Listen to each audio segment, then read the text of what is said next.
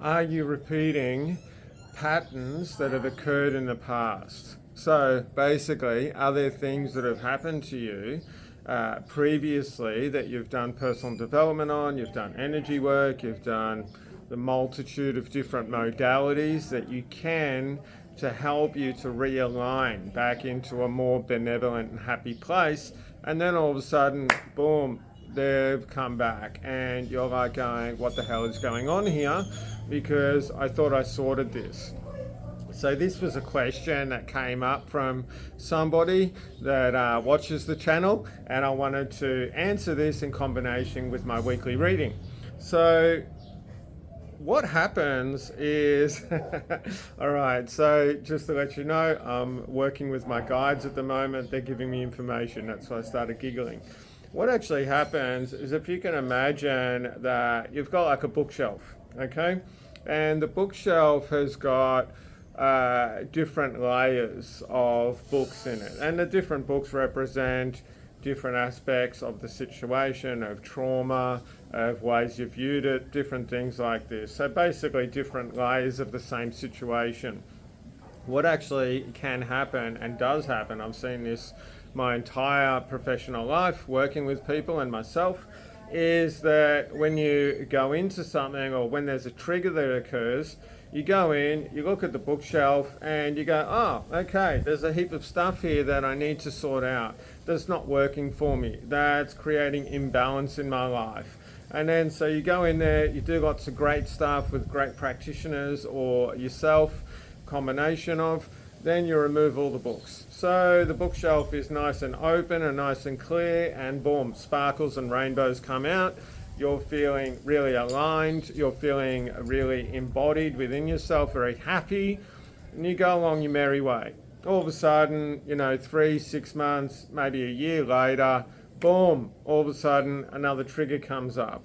And you're like, what the hell's going on? I thought that I sorted this. I thought that I was able to clear everything I need to. And yes, you did sort it. And yes, you were able to remove that part of the bookshelf so it will never interfere in your life ever again in the same way. But what's actually happened, because you've developed yourself and you've expanded, as you expand yourself and as you get more in touch with yourself, as you get more in touch with spirit or whatever you want to call it, what actually happens if you've got access to a deeper level of that bookshelf. So boom, up comes the second row of books, and then you go in, you do some practices, some trauma release, you get some help, all that sort of great stuff that you do, and boom, you've cleared that layer of the bookshelf. So, all the trauma, any triggers, anything associated with that is gone completely. It will never occur again in that form in the same way. Even if it looks the same, it's going to be slightly different if you were able to go into the core of it. Now that's really the key here, is getting into the core of what that emotional lock or the root cause has been created within you.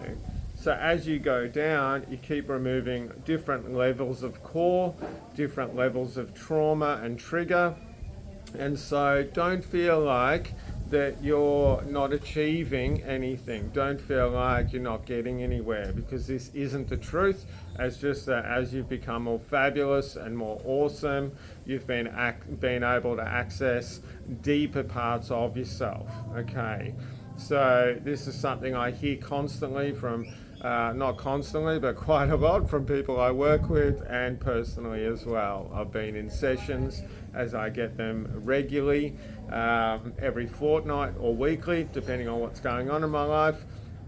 And I'm like, oh my God, this shit again. I can't believe this shit is still there. And I've just spent, God knows how many years and how much money on this. And it can be a little bit frustrating, and it can be a little bit aggravating as well. And you can see me smiling with this because I'm like, yeah, I'm hearing you, mate. I'm feeling it. And I understand because I've been through the same thing. So it doesn't mean you failed. It actually means you're getting better. Okay, very important to understand there. So I'm going to get on with the weekly reading. So we're doing this from the 17th to the 23rd of February. And I'm just going to ask Spirit, my guides, to give a quick rundown for the week ahead. Okay, so they're laughing and they're saying, well, because of the start of the week's gone already, we're going to start at the Monday, but there's already 2 days gone. Monday and Tuesday, they're combining it, and there is a bit of a disruptive flow going on. It's almost like you can't quite get yourself into gear, and you can't quite get the energy flowing. It's almost like you're a little bit asleep and you can't quite wake up yet. And they're saying this is actually quite normal because of the changes going on, and also with the moon and the full moon cycle at the moment. It's been quite strong what's going on. So it's just sort of puts people back just a little bit, and so they just slow down a little bit so they can work at a better level for themselves. Okay, so getting on, we're going to combine days here. Okay, so Wednesday, Thursday. Okay, so Wednesday, Thursday, it's still a little bit slow. We're coming out of that, but it's really about you getting in touch with grounding and getting in touch with yourself. Really easy practice. They're telling me to talk about this. That came up yesterday in a session. Put your hand on your heart. Put just a little bit of pressure there so you can feel it.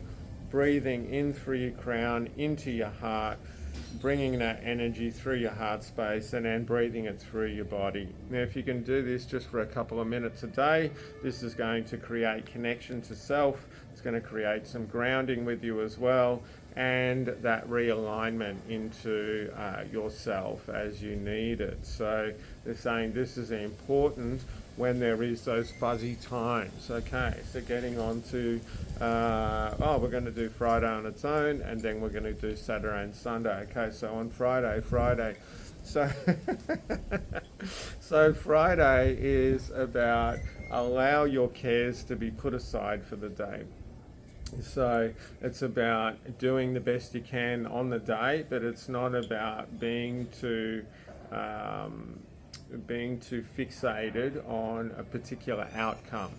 So it's about really recognizing how you've done things, and if you've done things in the best way you possibly could at that time, they're saying that's really good, because there is quite a lot of change going on, quite a lot of transformation happening at the moment, which has been quite difficult for a lot of people. I'll go into that in the next video. So Saturday, Sunday, what's going on Saturday, Sunday? They just said this is like free time. So Saturday, Sunday is about you really asking yourself, they're saying one thing, what is one thing that you can do that you would like to accomplish? This could be having a bath, catching up with a friend, watching TV for a couple hours during the day if you never do that, cleaning the house, whatever it is. So they're saying just give yourself one task to do. Once you've accomplished that task for the weekend, what you can actually say to yourself is everything I need to do for the weekend is complete. So whatever I do on top of this is going to be a bonus. So it's about giving yourself a bit of reprieve, a little bit of space, but also giving yourself a bit of a goal in which you can work towards. So yeah, really like that idea myself. So short, quick weekly reading this week. I hope you enjoyed that.